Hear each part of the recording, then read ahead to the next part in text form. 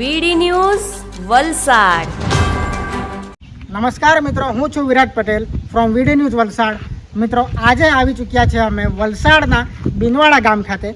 મિત્રો, આજના જમાનામાં જ્યારે ખેડૂતોનો અભિપ્રાય ખેતી પ્રત્યે જ્યારે નેગેટિવ આવી રહ્યો હોય, કહેવામાં આવે કે ખેતીમાં કંઈક હવે મજા રહી નથી, ત્યારે બિનવાડા ગામ ખાતે એક ઇન્ટરેસ્ટેડ ખેડૂત સાથે આજની મુલાકાત છે આપણી, કે જેમણે અશક્યને પણ શક્ય બનાવી દીધું છે. જ્યારે અનેક એવા ખેડૂતો હોય કે જેઓ એક ઝાડમાં 4 કે 5 કે 6 કેરીઓ, અલગ અલગ જાતની કેરીઓનું ગ્રાફ્ટિંગ કરીને છે પોતાની ખેતી સફળ કરી રહ્યા હોય, ત્યારે મારી સાથે એક નવીન ખેડૂત છે કે જેમણે 70 થી 80 જાતની દેશી વિદેશી કેરીઓનું ગ્રાફ્ટિંગ એક ઝાડ પર કરીને બતાવ્યું છે. જાણીશું એમના થકી કે કઈ રીતે આ વિચાર આવ્યો અને કઈ રીતે આ સફળ થયું. તો સર, જણાવશો કે આ જે ગ્રાફ્ટિંગનો વિચાર કઈ રીતે આવ્યો? ગ્રાફ્ટિંગનો વિચાર આવવામાં તો પ્રથમ તો હું તમને કહીશ કે આજે મારો મધર પ્લાન્ટ છે ને, એમનું નામ છે ડાયા કાકો. ડાયા કાકો? હા, એ ડાયા કાકા પર અત્યારે એટલે ટોટલ ગયા ઓગસ્ટ સપ્ટેમ્બર, એટલે આજથી તમે ગણો ને તો 8-9 મહિના થાય. અચ્છા. આપણે 80 જેટલી અલગ અલગ વેરાયટીઓનું ગ્રાફ્ટિંગ કરેલું. એમાં વિદેશી પણ છે, દેશી પણ છે, આપણી લોકલ પણ છે. અચ્છા. એમાંથી 70 જેટલી વેરાયટીઓનું ગ્રાફ્ટિંગ સફળ રીતે પાર પડેલું. અચ્છા. પરંતુ ગયા વર્ષે 2025 મેમાં જે કમોસમી જે વરસાદ આવેલો, એના પવન અને વાવાઝોડામાં 7-8 વેરાયટીઓને નુકસાન થયેલું. અને છતાં પણ આજે એ 8 બાદ કરતાં 62 જેટલી વેરાયટીઓ અત્યારે યથાવત છે. ખૂબ સરસ. હવે એ 62માંથી અત્યારે તમારી સામે તમે જુઓ તો 22 થી 23 જેટલી વેરાયટીઓમાં ફ્લાવરિંગ પણ આવેલું અને ફ્રૂટિંગ પણ આવેલું, એ તમે જોઈ શકો છો. અચ્છા, એટલે હાલે મતલબ જે ફ્રૂટિંગ દેખાઈ રહ્યા છે 22 થી 23 કેરીઓ સફળ છે અને બીજા જે ગ્રાફ્ટિંગ થઈ ગયેલું છે પણ એનું ફ્રૂટિંગ હજી બાકી છે. અને મારે ઇન ફ્યુચર 100 જેટલી વેરાયટી ગ્રાફ્ટિંગ કરવાનો મારો પ્લાન છે. અચ્છા. હવે આજે વિચાર આવવા પાછળનું કારણ કે આપણો જે ગુજરાત, એમાં પણ જે વલસાડ જિલ્લો, તો એ કેસર અને હાફૂસ બરાબર. હા, આપણે તો હાફૂસ એટલે વલસાડી હાફૂસ. હા હા.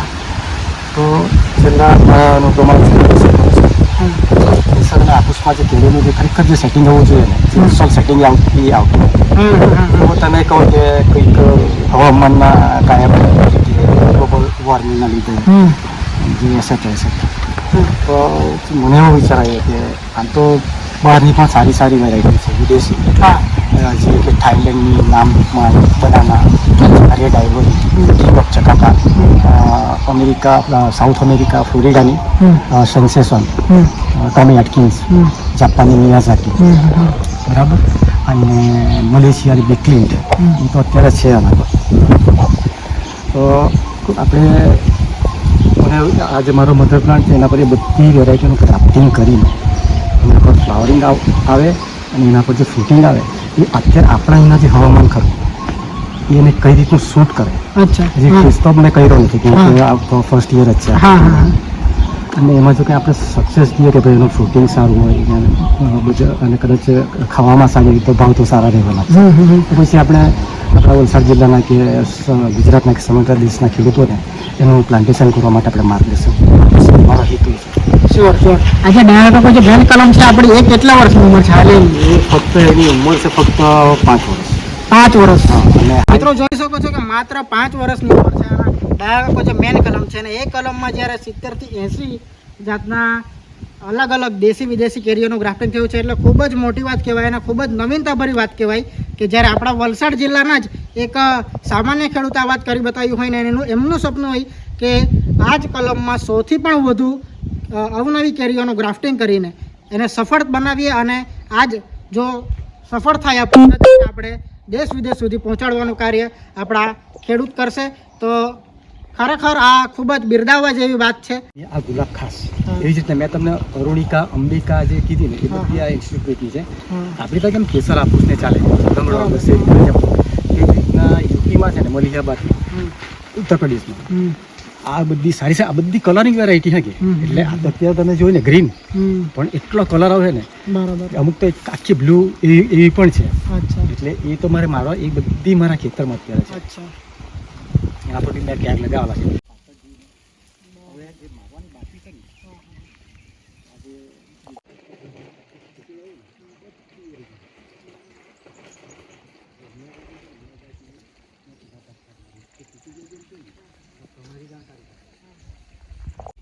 સ્થિતિ એને રોપેલી છે, આવી રોપેલી એટલે પછી ક્યુઝાઈ, રેડ તાઇવાન, ઓસ્ટિન, બ્રુનાઈ કિંગ, પોત નંબર આવે ને એના પછી એ બધી એમાં એડ થશે. ભલે એમાં ફેલ જાય તેવી વસ્તુ હોય બરાબર. હા હા હા. ઓલરેડી એ રીતે સાથે પેલી બી ત્યાં બી ગયેલી હવે એના પર મારે પારવાની છે. અને એકચ્યુઅલી રીતે જોઈ જાય કે જલ્દી આવી જાય એટલે આપણે જલ્દી કહેવાય એનું કારણ તમે તો મિત્રો ખૂબ જ એક અનોખો અને આનંદમય અનુભવ થયો છે બિનવાડા મોટા ફળિયા ખાતે શૈલેષભાઈ મોહનભાઈ પટેલની જોડે વાતચીત કરીને. અને એમના જે પ્રેરણાદાયક વિચારો છે કે આ જ ખેતી, જે ખેતી આજે ખેડૂતો પ્રત્યે કઈક રીતે નેગેટિવ રિસ્પોન્સ આપી રહી છે, ખેતીને ફરીથી એક સકારાત્મક વિચાર આપીને આ એક નાનકડી 5 વર્ષની કલમમાં 70થી 80 જાતની દેશી વિદેશી કેરીઓનું ગ્રાફ્ટિંગ કરીને હજી પણ એમનું સપનું છે કે સૌથી વધારે કેરીઓનું ગ્રાફ્ટિંગ કરીને આ કલમનો ઉછેર કરવામાં આવે અને આ જ વિચારને દેશ વિદેશ સુધી પહોંચાડવામાં આવે. ત્યારે શૈલેષભાઈનો ખૂબ આભાર માનીશ અને શુભેચ્છા પાઠવીશ કે આવી રીતે તમે આગળ વધો અને લોકો સુધી આપના પ્રેરણાદાયી વિચારો ફેલાવતા રહો. આભાર.